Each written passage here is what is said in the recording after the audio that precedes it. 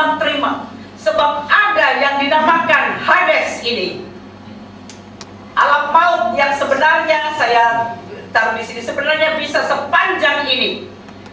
Hades ini terdiri dari dua bagian. Sheol atau yang disebut Hades atau disebut alam besar, ada dua bagian dulunya. Ini sekarang sudah cuma orang berdosa di sini. Dulunya ada nama dua bagian, yang satu bagian disebut Firdaus, yang lainnya itu tempat orang berdosa. Jadi kalau dulu sebelum Tuhan Yesus bangkit, sebelum kau naik ke surga, orang mati itu semua di dalam kantong yang dinamakan Sheol, alam besar, atau yang disebut Hades. Mau bukti dalam Alkitab? Ada jurang yang memisahkan. Ingat cerita Lazarus, orang miskin dan orang kaya? Amin. Bapak, berikan supaya Lazarus itu mencelupkan tangannya untuk kata, udah ada jurang di antara kita yang memisahkan. Jadi Firdaus dulu ada di dalam alam bersah, tetapi waktu Tuhan Yesus bangkit dan kemudian naik ke surga, maka di dalam 2 Korintus 12 ayat yang keempat, supaya nggak ragu kita di mana nanti kalau mati itu, ya. Di dalam 2 Korintus 12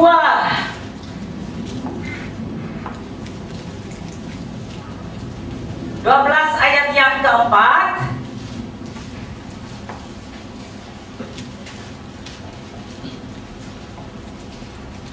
sudah dapat? Puji Tuhan. Siapa yang bisa baca buat saya? Nomor 1, ayat 1 dulu. Aku harus bermegah sekalipun memang hal itu tidak ada faedahnya. Namun demikian aku tidak memberitakan penglihatan-penglihatan dan pernyataan-pernyataan yang kuterima dari Tuhan. Ini surat Paulus. Aku tahu tentang seorang Kristen, dia menyangkut tentang dirinya. 14 tahun yang lampau, entah di dalam tubuh aku tidak tahu, entah di luar tubuh aku tidak tahu, dia di dalam keadaan sedemikian rupa di bawah hadirat Tuhan. Allah mengetahuinya. Orang itu tiba-tiba diangkat ke tingkat yang ketiga dari sorga. Aku juga tahu tentang orang itu, entah di dalam tubuh, entah di luar tubuh aku tidak tahu. Allah yang mengetahui. Ia tiba-tiba diangkat ke Firdaus. Di mana dulu Firdaus sebelum Yesus bangkit? Di alam maut itu, yang dipisahkan itu. Tetapi waktu dia naik, maka dia membawa tawanan dalam Efesus 4 ayat 8 yang kita baca tadi. Dan Firdaus ada di dalam surga.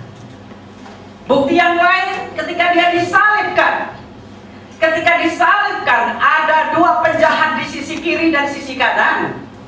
Salah satunya bilang begini, jika engkau sampai, ya, maka biar aku bersama aku. Tuhan Yesus bilang apa?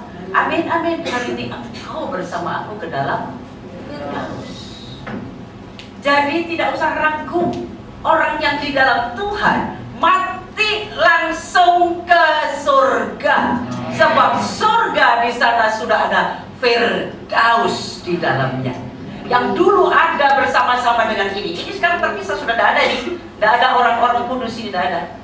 Sepanjang zaman orang yang beriman sudah ada di dalam surga. Sedangkan Hades ini adalah orang sepanjang zaman mulai Adam sampai masih di sini sampai ada satu ketentuan-ketentuan yang lain. Sampai di sini jelas? Kalau ada yang bertanya sampai di sini silahkan tanya. Tapi saya akan kunci sampai saudara tidak tanya. Puji Tuhan. Puji Tuhan. Lalu kita melihat bagaimana orang kudus juga bangkit. Ini setelah kebangkitan. Lalu setelah bangkit Tuhan Yesus langsung naik ke surga. Tuhan Yesus naik ke surga langsung? Enggak. Berapa hari di bumi? 40 hari. Pakai tubuh apa? Yaitu tubuh kemuliaan. Ketika Maria datang, ya Rabbi, makhluk, jangan kamu pegang saya dulu, sebab tubuh Yesus adalah tubuh kemuliaan. Nah, ini nanti terus mengerti kemuliaan ya. 40 hari Tuhan Yesus bersama dengan muridnya. Nah, ini kadang-kadang dihubungkan dengan orang Jawa. Patang puluh dinari. Pasok ya. Tidak boleh, amin. Oh, udele coplok selamatan 40 hari. Si ngajari sopol. Tidak ada itu ya, amin. Tidak ada hubungannya dengan animisme, tidak ada. Oh, 40 hari, ya toh. Puji Tuhan, tapi orang Tiongkok punya bayi mesti bayi sebulan saya mesti dapat tak. Padahal aku juga tahu mana soalnya tambah lembu lah. Ya. Paling yang saya ambil itu yang bayi mengkurang, patungnya, apanya, bonekanya. 40 hari Tuhan Yesus bersama muridnya sampai satu kali di Bukit Zaitun itu. Lalu dengan 500 orang muridnya di Kisah Rasul pasal 1, maka di hadapan murid-muridnya Yesus naik ke surga, disaksikan oleh murid-muridnya. Murid-muridnya kami tenggengan, iya enggak? Iya enggak? Kisah Rasul pasal 1 itu kalau mau baca, sampai digetak sama malaikat. Hei orang Galilea, apa yang kamu lihat?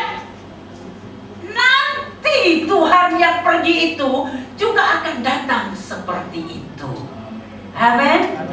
Ngerti urutan cerita ini ya? Itu kadang-kadang karena khotbah sepenggal kali ini komplit. Ibu, bapak, ibu, saudara-saudara.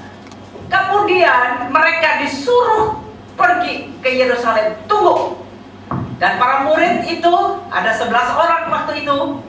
Sebab yang satu sudah mengkhianati. Ya. Lalu kemudian murid-murid yang lain ada 100 sekian orang ada di loteng Yerusalem selama 10 hari berdoa dan saya yakin berpuasa menunggu ini kedatangan Tuhan Yesus yang memenuhi. Di dalam Kisah Rasul pasal 2 jelas sekali mereka mulai berbahasa yang tidak dimengerti satu dengan yang lain. Ada 2 bahasa. Waktu orang berbahasa lidah, yaitu bahasa malaikat seperti dalam 1 Korintus 13, atau bahasa manusia yang kita nggak ngerti. Pokoknya orang yang dipenuhi Roh Kudus itu dia berbahasa lidah, dia sendiri nggak ngerti, tapi mungkin ada orang cungkok di sana ngerti. Wah, kok itu bahasa? Wah iya. Hanya cu Yesus, wah iya. Umpama ini Banem sing muni umpama. Banem ya orang ngerti bahwa ini kok ya. Yang ngerti cuma Pak Johan, amin. Saudara-saudara, mungkin umpamanya begitu.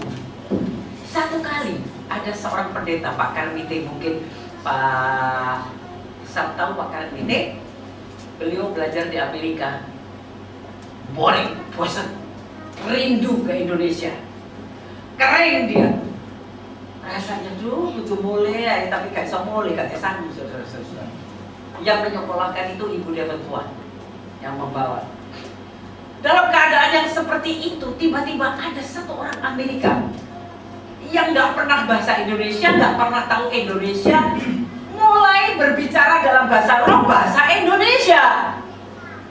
Dan bahasa Indonesia yang menguatkan pendeta Karmite ini tadi. Dalam bahasa Indonesia, kami tanya bahasa apa? Pokoknya bahasa itu yang diungkapkan dalam bahasa roh itu menguatkan saya. Timbul kembali gairahnya belajar. Sampai akhirnya pulang ke Indonesia. Satu kali, saya juga pakai satu bahasa yang saya tidak tahu. Tetapi ada orang yang tahu. Saya waktu penuh dengan Roh Kudus, bahasa Jerman yang paling bagus. Padahal saya bahasa Jerman cuma ngerti ich liebe dich und ich bin krank. Itu saja. Ich liebe dich artinya aku tresno kowe. Ich bin krank, aku ki saiki lara. Itu saja. Atau auf Wiedersehen. Sampai ketemu lagi, goodbye.